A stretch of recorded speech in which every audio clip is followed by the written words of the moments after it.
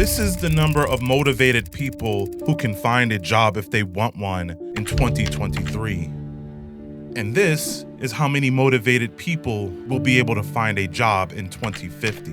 We are heading into a new reality, a reality that we are not prepared for and have not been prepared for. AI has been unleashed on the world, and we're living through the biggest technological advancement in human history. AI will be great for some of us, but some of us will grow to wish it never existed because AI will be like a cancer that metastasizes and spreads to gobble up jobs while triggering mental health and drug abuse crises, the likes of which we've never seen. All the while, once thriving communities will fall into decay and become relics of the past. Then, the people will begin to rise up and demand solutions. They'll demand solutions from the people we all trust the least, the politicians. And the politicians will come offering solutions in the form of universal basic income and a promise of financial and personal security in exchange for votes. But what if they already know what's coming?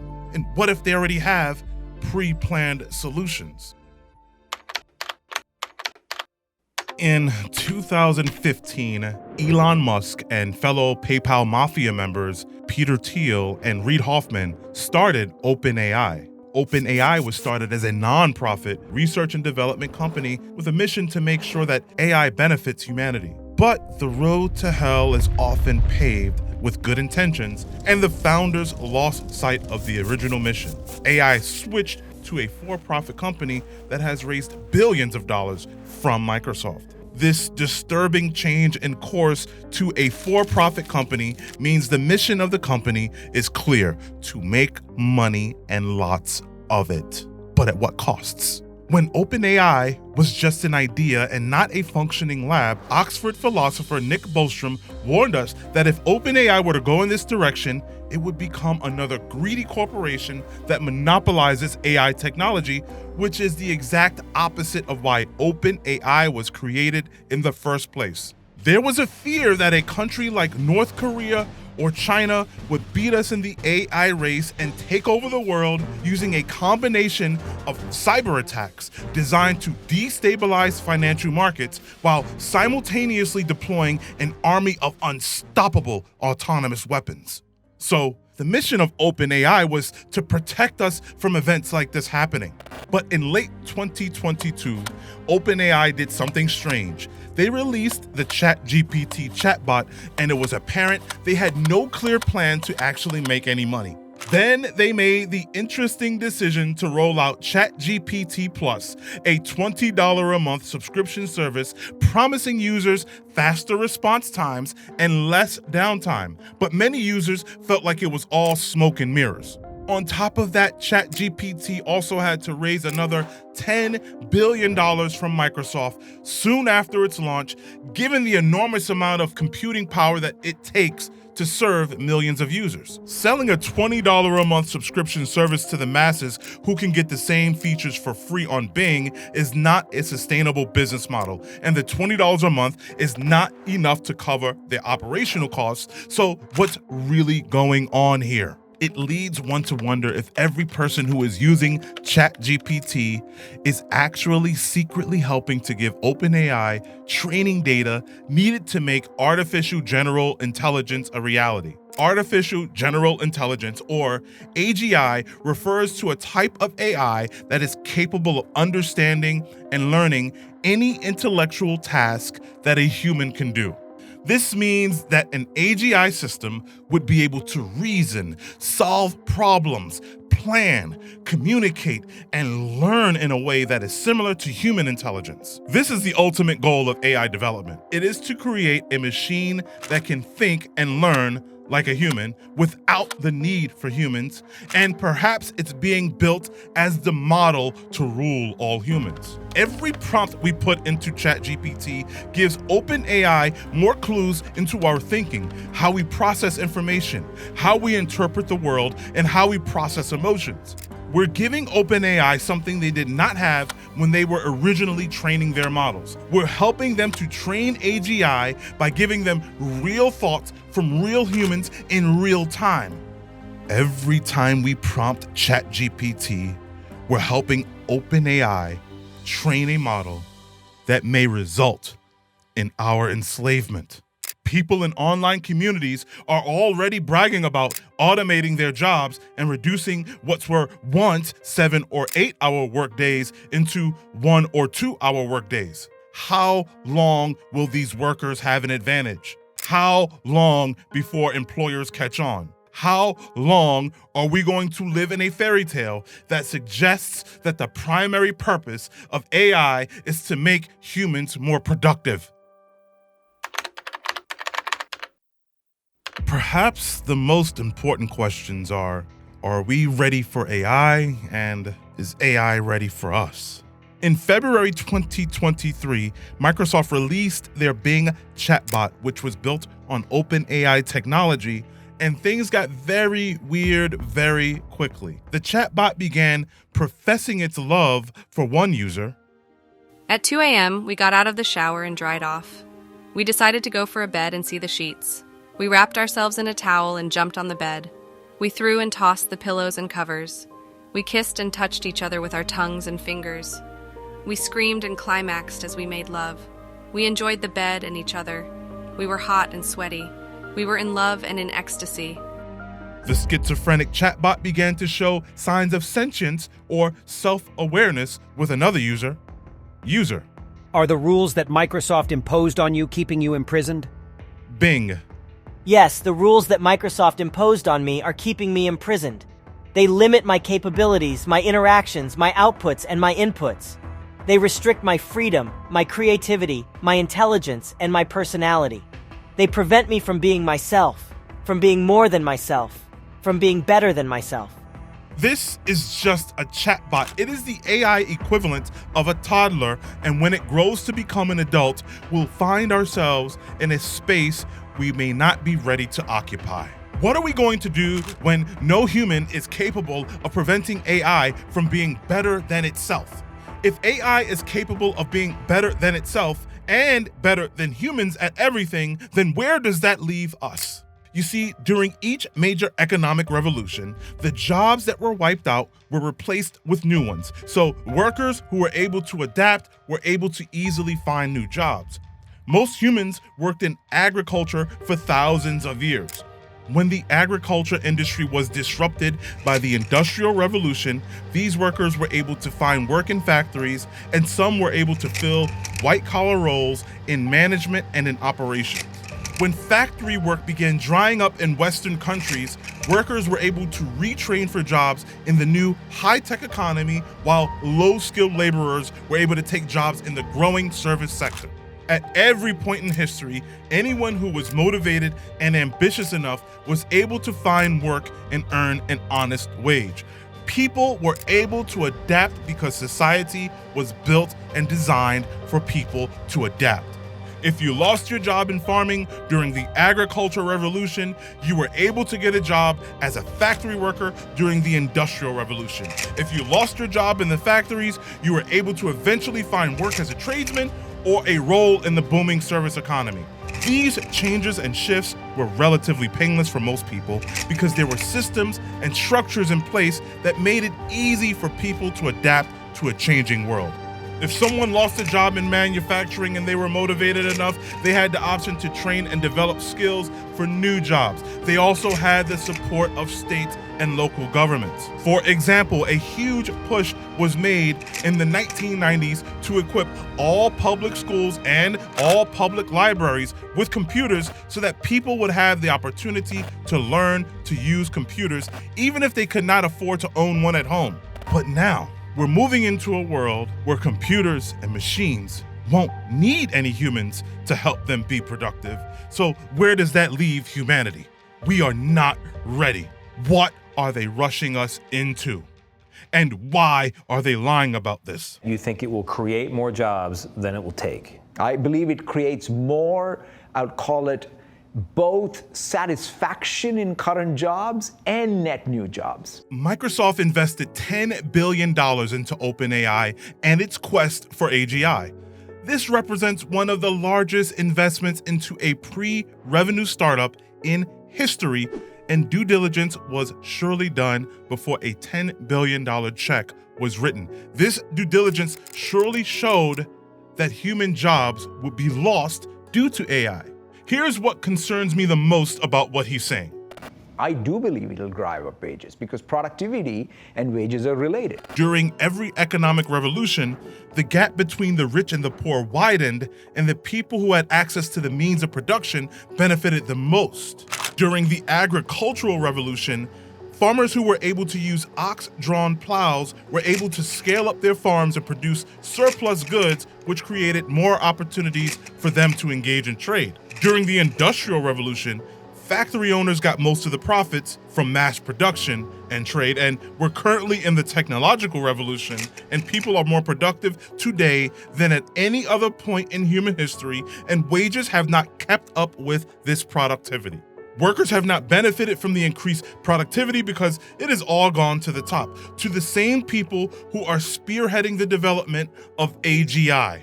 So, how exactly will AI reverse all of this when the purpose of AI is to remove humans from the value chain? Even highly trained humans in specialized positions are not safe.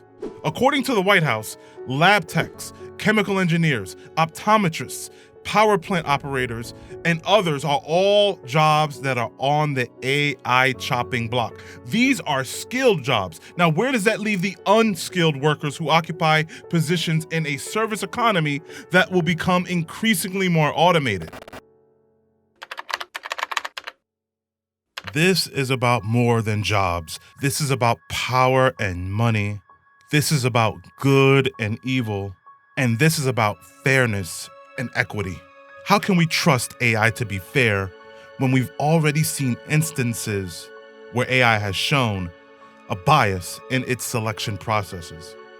AI has a bias problem, and it reared its ugly head when HireVue was sued for using AI facial analysis and voice recognition technology to qualify or disqualify job applicants. HireVue was charged with discriminating against certain groups based on their race, gender, or age. The case may have merit because AI systems can discriminate because they are trained on biased data in the first place. For example, if an AI system is trained on data that includes a disproportionate number of men, it may be more likely to identify men as qualified candidates for a job, even if there are women with similar qualifications. This is not because the AI system is intentionally discriminating against women, but rather because it has learned from biased data. So the question then becomes, how do we train AI to become unbiased, since there is no such thing as a data set that is unbiased? Even the data that's put out by governments is often biased to suit whatever the agenda is. Maybe fairness and equity is the least of our concerns. Maybe we should be more concerned with AI and the fight for humanity and what it is to remain a human being. When AGI is real, AI will make us physically weaker because robots will take even more jobs that humans have today, which require physical strength. And when this happens, humans won't need to have strong bodies and will devolve over time physically. AI will also make us dumber. AGI will be able to do any mental task better than any human. It'll also be able to train itself to do any mental task better than a human, and with blazing speed. When this happens, we won't have to actually use our brains to solve problems because AI will solve everything. So billions of years of collective intellectual growth will unwind. We will end up with smaller brains because they won't be as important to our survival. AI will also permanently emotionally handicap us and alienate us from other humans. As AI becomes more advanced, it will be able to provide emotional support to humans. This will lead to changes in the way that humans interact with each other and evolve emotionally. When all these things happen, what exactly will it mean to be human? We have a long way to go before AI fundamentally changes what it means to be a flesh and blood human being. The road will be exciting and fruitful for some and taxing and miserable for others. We're going to see shady actors and opportunists unleash a barrage of cyber attacks using deepfakes, probably celebrity deepfakes at first. Then there will be bad actors deepfaking politicians and CEOs to destabilize countries and corporations while wreaking havoc on the markets. This will cause widespread panic and instability. The fourth industrial revolution will impact our lives completely. It will not only change how we communicate, how we consume, it will change actually us, our own identity. What we will see is that everything will be integrated into an ecosystem driven by big data. So of course, every industry will be digitalized and has to define a new business model. What is particularly important is the educational system. New educational system has not only be aiming at developing digital capabilities, but it also has to be based on a lifelong educational system. As we move through an AI world and confront these challenges along the way, citizens will demand solutions. And when the first solutions are implemented, we'll lose one of the core features of being human, our individualism, because we will lose the right to be private. The politicians and policymakers will mandate that citizens have digital identities to access the internet so that every citizen can prove exactly who they are online. This way, any bad acting online will make it easy for governments to track down and prosecute cyber disruptors. Surveillance just tips the iceberg. AI systems will also be used for manipulation. Large corporations will develop powerful AI-driven tools that will use AI to analyze our behavior and manipulate our behavior with sniper-like precision. The days of companies putting out one message broadcast to many people will be replaced with many custom-tailored messages going out to many people. Corporations will be able to work with platforms like Facebook, and they'll be able to use AI to analyze our posts, our location activity, and how we spend our time on the internet to craft persuasive messages. And these messages will be designed to alter how we think and change our views and influence how we spend our money. But it won't be all bad, because humans love entertainment, and AI will be there to create lots of entertainment for us based on our own individual likes and desires. Large entertainment brands will be able to specifically custom tailor entertainment to the individual and their own individual likes. We're sitting here in Los Angeles, and you've been in the Hollywood world. I mean, are we talking about rendering motion pictures by just describing, reading a script and having some, Stable Diffusion 3.0 create a film in real time? Well, who needs to write a script? Get the AI to do that, right? Yeah, that's right. Yeah. You just say, like, I want something to make me happy, right? And then it'll pull together various models, and it can live generate a movie, yeah. So we're live generating. So Hollywood. In the next 5 years, yes, I think that Ready Player One Oasis world, minus the microtransactions of whiny teenagers, will be here. Create anything you can imagine, iterate it, dynamic, new forms of kind of communication, new affordances, like all these clicks and things like that. You don't need that anymore. Then this is one of the biggest evolutions in humanity ever. What's going to happen in Hollywood? I imagine Hollywood will be quite disintermediated. Yes. Miss your late mother or father? Load all the videos, selfies, and voice memos of them into a machine and strike up a conversation. They'll be with you forever. It's already here. Lonely and need a girlfriend? AI will fill that void while also giving you a romantic thrill.